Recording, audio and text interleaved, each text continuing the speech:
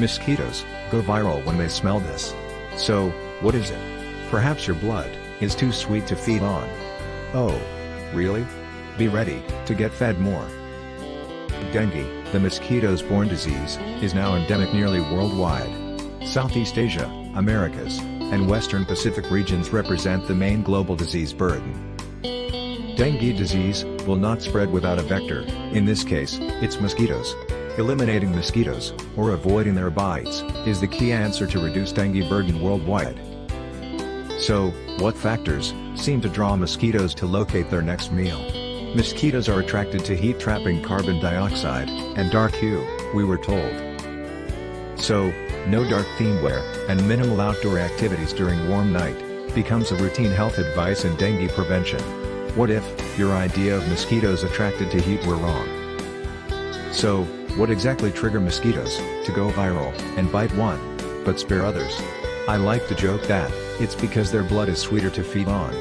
It turned out that the joke is real. It's not the heat, but the sweet smell that draw mosquitoes to their next meals.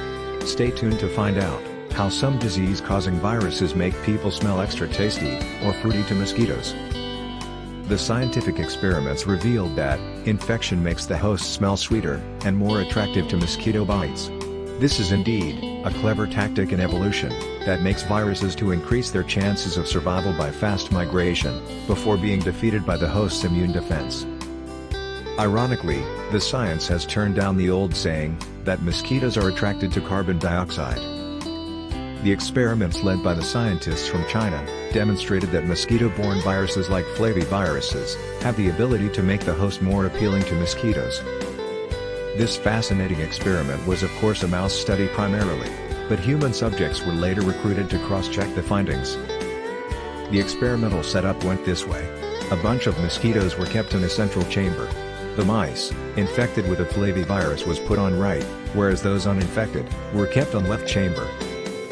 The experimental result shows that, instead of 50-50 mosquito split pattern, 70-30 was seen, in which 70% of mosquitoes were attracted to right chamber, with infected mice.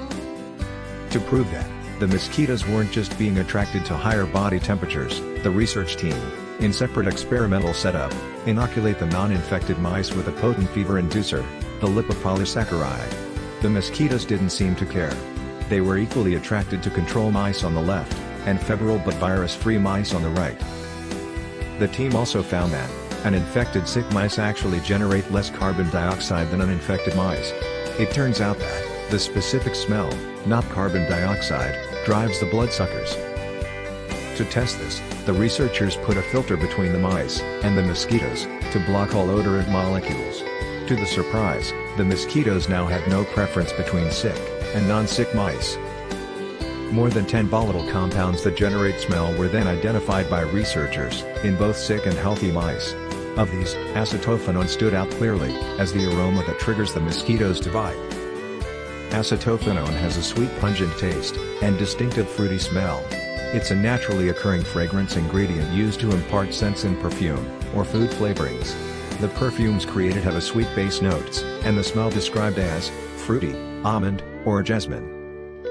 Perhaps it's not a good idea to wear such fruity perfumes in dengue countries.